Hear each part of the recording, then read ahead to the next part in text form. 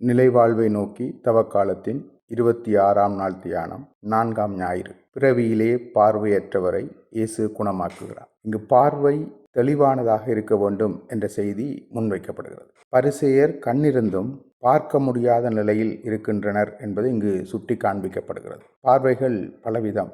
இதில் அறிவு சார்ந்து பார்க்க வேண்டும். தாவீதை கடவுள் தெரிவு செய்கின்ற போது 1 சாமுவேல் 16:7 மனிதன் முகத்தை பார்க்கிறான், நான் உள்ளத்தை பார்க்கிறேன் என்கிறார். 16வது அதிகாரம் 12 தாவீது ஒளிரும் கண்கள் கொண்டவன் என்று வாசிக்கின்றோம். உள்ளத்தை பார்க்கும் கடவுள் தாவீதின் ஒளிரும் கண்களை காண்கிறார். 1 அரசர் 3:5-13 வரை பார்த்தால் சாலமோனிடம் கனவில் தோன்றிய கடவுள் உனக்கு என்ன வேண்டும் என கேட்பார். சாலமோன் கடவுளிடம் உன் மக்களை நீதியாய் நடத்த நன்மை தீமை பகுத்தறியும் ஞானம் நிறைந்த உள்ளம் தாரும் என்கிறார். இது கடவுளுக்கு நீதியாகப்பட்டது. என் பார்வை தவறக்கூடாது, அது சரியாய் இருக்க வேண்டும் என்ற அவருடைய மனநிலை கடவுள் பார்வையில் சரியாக இருந்தது.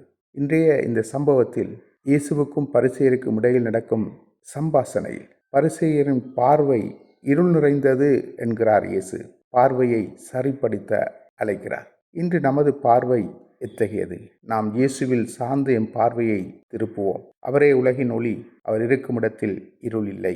நான் வாழும் சமூகத்தில் இருள் அகற்றி ஒளி வீச நம்மை ஆண்டவர் அழைக்கிறார். நம்மை நாம் அர்ப்பணிப்போம். ஆமென்.